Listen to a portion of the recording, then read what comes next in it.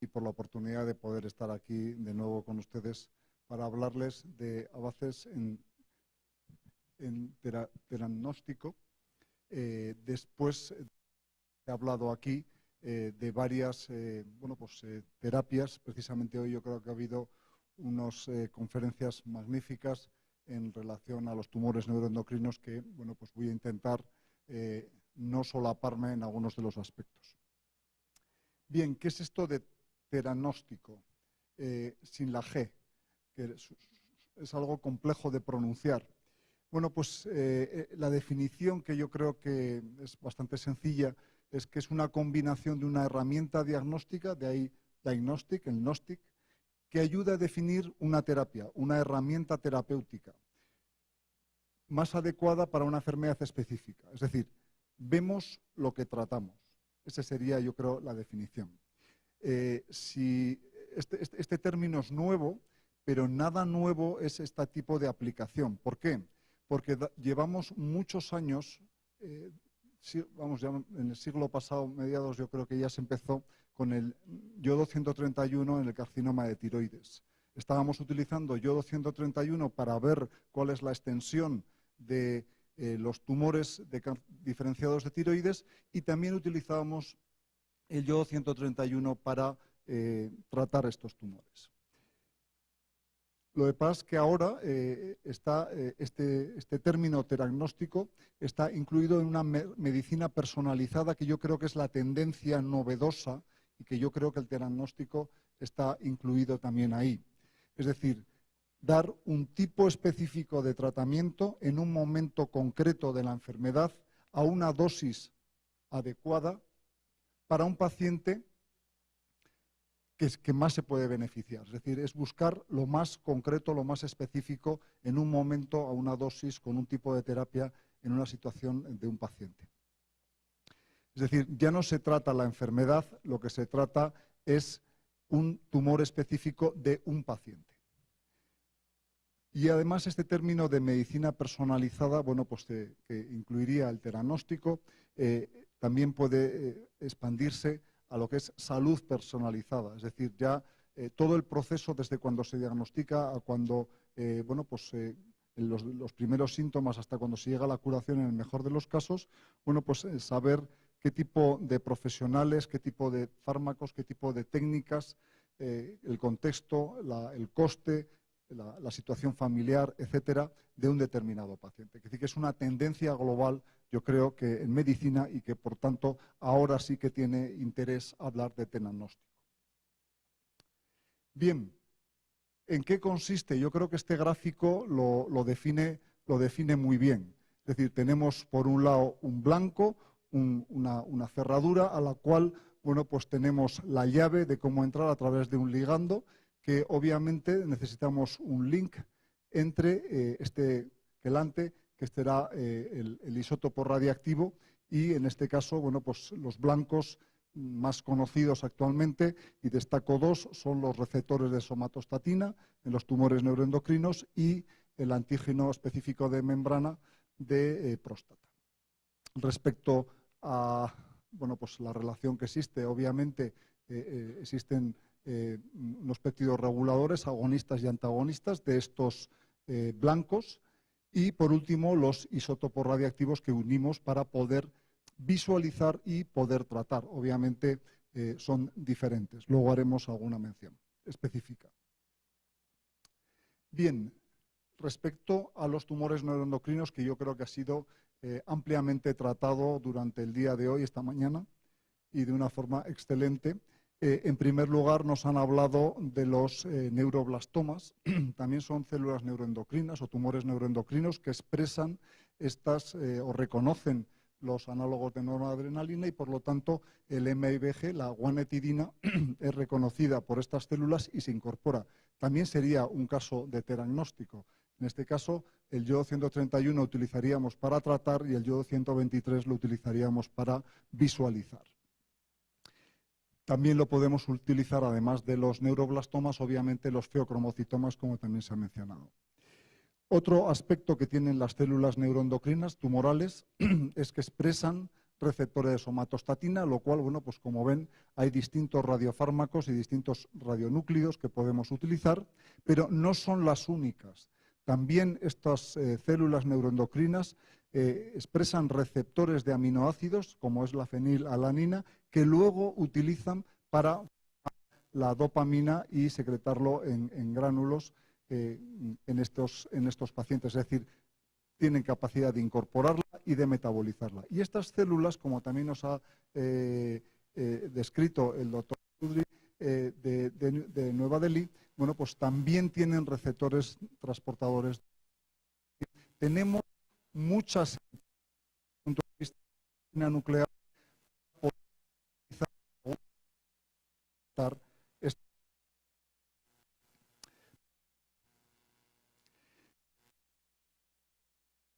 de medicina nuclear y más accesibles, bueno, pues son obviamente el octreotide marcado con indio 111 y el tectreotid, que también se utiliza marcando con tecnecio. En este caso lo que vamos a ver son los receptores de somatostatina. En el caso del octreotide, lo mismo que en el tecnecio tectreotid, bueno, pues podemos hacer y hacemos normalmente una imagen planar donde podemos ver la lesión de este paciente, pero desde hace un tiempo equipos multimodalidad que nos permiten hacer una imagen anatómica y funcional de estos receptores de somatostatina. De esta forma podemos ver en este paciente que esta lesión con elevada captación correspondía a una adenopatía mesentérica, mientras que el otro foco de menor intensidad y situado a nivel ileal correspondía al tumor primario. Aspecto básico para definir la terapia de estos pacientes, porque ya podríamos dirigir, tal y como nos han expresado también esta mañana cirujano, que se puede ir a resecar esta lesión primaria y, si es posible, porque el mejor tratamiento sería siempre la cirugía. Pero ya podríamos localizarlo con una precisión extraordinaria. ¿Qué se puede hacer con la fluordopa, que también, como ven en esta imagen, este es un estudio que ya publicamos hace 10 años, en el cual, bueno, pues se ve perfectamente cómo la lesión primaria que estaba en el intestino delgado captaba muy bien aquí, en el estudio tomográfico se localizó, y los dos ganglios mesentéricos correspondían a estas otras dos lesiones. Y en un paciente que debutó con múltiples metástasis hepáticas, que muchas veces es el debut de estos pacientes. Por lo tanto, hemos detectado el primario que se resecó, las adenopatías, y ya entraríamos a tratar con distintos regímenes, como puede ser incluso la radioembolización u otras, a este paciente, ¿no? Entonces, claro, tenemos una misma situación, dos radiofármacos, y hemos localizado cuál es mejor que el otro, en el caso de que pudiésemos tener todo. Bueno, pues este estudio es bastante elocuente en este sentido, ya se publicó también hace unos cuantos años, en el cual, bueno, pues la fluordopa utilizado en tumores neuroendocrinos se comparaba con el CT, con la resonancia y con la gamografía de receptores de somatostatina y también con MIBG, de forma alternante. Y como ven, bueno, pues tanto en la estadificación como la búsqueda del tumor primario, la fluordopa es superior a la gamografía y se encuentra, la resonancia es la única que se encuentra relativamente próxima. En la sospecha de resonancia, de recidiva, también resultó ser uno de los técnicas de elección en esta comparación multimodalidad. Y bueno, pues en el seguimiento también, aunque bien es verdad que aquí el número de pacientes evaluados era menor. Es decir, que podemos decir que el estudio con fluordopa respecto al convencional de gamografía con receptores somatostatina es superior. ¿Qué pasa con los nuevos fármacos? Y bueno, creo que hoy se ha dado un premio precisamente a un estudio que se ha hecho aquí en Colombia con galio, dota y análogos de somatostatina. Vaya por ahí mi enhorabuena. Y de paso, bueno, pues saber que existen algo novedoso, que es estos radiofármacos, y que existen distintos péptidos como el TOC, como el TATE, como el NOC. Estos péptidos no tienen igual afinidad por todos los receptores de somatostatina, aunque sí que es verdad que la tienen muy superior a la del octreotide y el tetrodotoxina. Es decir, que la afinidad por receptores de somatostatina, que es al fin y al cabo lo que estamos buscando en estos tumores, es muy superior con estos radiofármacos marcados con galio y DOTA. En concreto, el TATE es el que mayor afinidad tiene por los receptores de somatostatina tipo 2, que son los que más frecuentemente se expresan en los tumores neuroendocrinos, y es el objetivo terapéutico. Bueno, pues comparemos cómo es estos péptidos, en concreto este estudio que yo creo que también ha sido mostrado esta mañana por su compañero, yo creo que era el doctor Dueñas, que era cirujano. Bueno, pues el TOC, DOTA-TOC, respecto al octreotide con gammagrafía, vemos que en esta serie de pacientes la sensibilidad es superior con el PET y, bueno, pues fíjense aquí con el SPET es del 52%, pero no varía la especificidad. Claro, los dos están midiendo receptores de somatostatina, pero la afinidad tan superior del DOTA-TOC y otros péptidos marcados con galio, bueno, pues hace que la sensibilidad sea prácticamente casi del doble. Con lo cual, podemos decir que es mucho más sensible, pero esta sensibilidad, a diferencia de lo que en algunas guías que también se han presentado esta mañana, es útil clínicamente. Y esto es la evidencia que está surgiendo y que yo creo que se recuperará en un futuro. Otra cosa es la disponibilidad que vayamos a tener de estos dos radiofármacos. En el caso de poder elegir, yo desde luego haría galio-DOTA, lo que fuese, el péptido concreto, respecto a octreotide. Aunque las guías ahora mismo dicen que primero hay que hacer octreotide y si es negativo hacerlo.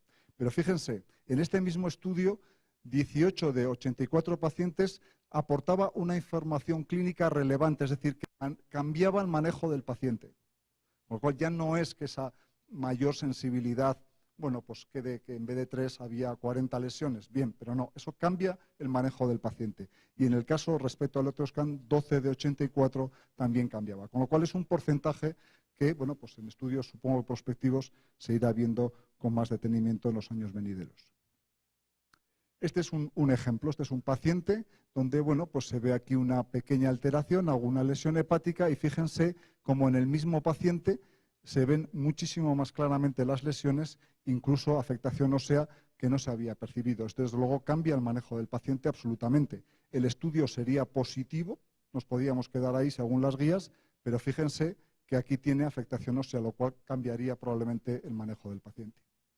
Además, otro detalle que yo quiero destacar entre ustedes es que este estudio se hace a las 24 horas muchas veces. Es decir, que es un estudio que tarda muchas horas. Tenemos que citar al paciente temprano, tenerlo toda la mañana en nuestro departamento e incluso hacerle volver al día siguiente. El estudio de galio se hace en 1 hora. Y este es un estudio que desde mi punto de vista marca un poco la diferencia a la hora de decir cuál es la imagen diagnóstica de referencia en los tumores neuroendocrinos. Este es un metaanálisis de 16 estudios, en total casi 600 pacientes, donde aquí tienen la sensibilidad y especificidad entonces, en cada uno de ellos, con lo cual yo creo que debe considerarse esta técnica de medicina nuclear la referencia para el diagnóstico de los tumores neuroendocrinos. ¿Qué pasa con las nuevas técnicas de resonancia? Porque la medicina nuclear avanza, pero también hay técnicas de difusión que se pueden hacer en cuerpo entero y que han sido propuestas como unas técnicas de gran alcance para hacer el diagnóstico correcto de estos pacientes. Muy bien, no sería teragnóstico, evidentemente, sería diagnóstico, pero vamos a ver la diferencia. En este estudio, basado en lesiones, es decir, número de lesiones, sobre casi 600 lesiones, fíjense que para el carcinoma neuroendocrino de pulmón, tanto el CT como el PCT pues, son superiores a la resonancia, pero en las lesiones hepáticas y de hueso, la resonancia es ligeramente superior al galio. Es decir, para detectar número de lesiones, la resonancia en este estudio se mostró superior. No así para ver los ganglios, no así para otras localizaciones y no así para el pulmón. Globalmente, este grupo de pacientes, el estudio de galio era superior. ¿Qué pasa cuando en vez de ver número de lesiones vemos paciente en estadios distintos?